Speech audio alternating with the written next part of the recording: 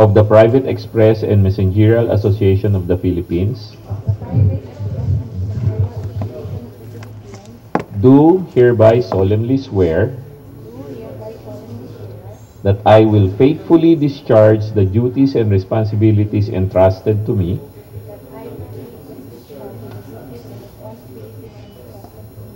that I will uphold the Constitution and bylaws of PMAC,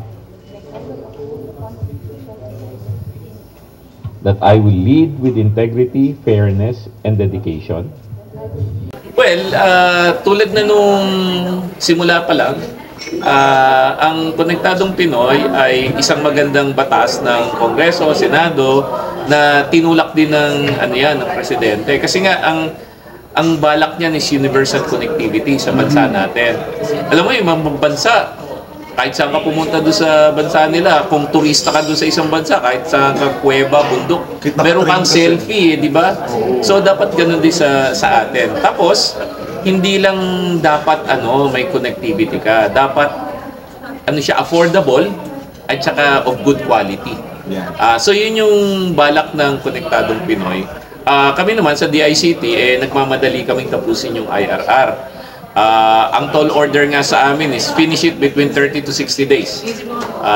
Nagsisimula na po kami magpuyat para matapos yan. Opo, yung concern sa IRR na sali naman po natin yung mga telco players po. Kasi yun yung request po nila eh. Hindi sila kailangan mag-request, kailangan nila i-demand. Okay. Kasama po sila. Tapos, personally na inimbitahan ko na po sila. As in, umupo po ako doon sa malalaking telco. Lalo na yung mga may agam-agam. I personally reach out to them and told them, uy, sama kayo sa IRR. Lahat naman sila sabi, it's pag pinirmahan ng presidente, they will participate. Yung formal invites po lalabas na. Tapos hindi lang naman sila, syempre, pati consumer groups dapat mapakinggan natin. Para yung IRR na ma-implement natin is true to the spirit of the KP at saka yung gusto ba ng presidente na mabilis ma-implement. Bago matapos yung term niya, dapat na tayo, either number 1 or number 2 tayo in terms of digital profile sa ASEAN. So, dati kasi, para mag-apply ka and be accredited for parcel delivery, medyo mahaba yung proseso. Tapos maraming papel. Isasubmit mo sa DICT, sa PMEDES team. And sa PMEDES team naman, in fairness to them, masipag po sila. Minsan, inaabot na sila ng weekend, nagre-review pa ng papel. Tapos, after nun, bibisitahin pa nila yung lugar. So, naisip namin, parang hindi siya aligned dun sa gusto ng presidente ba na digital governance, mabilis. So, sabi ng PMEDES, sige, launch tayo nitong website. Lahat isasubmit mo online.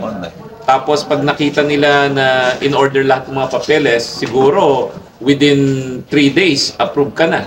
Tapos ang kagandahan niyan, marami kasing colorum. Alam mo, yung mga kababayan naman natin, nagne-negosyo lang naman pero kailangan talaga i-regulate din natin. So para mahikayat sila na mag-regularize, pinadali natin yung registration ng colorum. So ngayon, siguro bago matapos ang taon, lahat yan registered na dapat.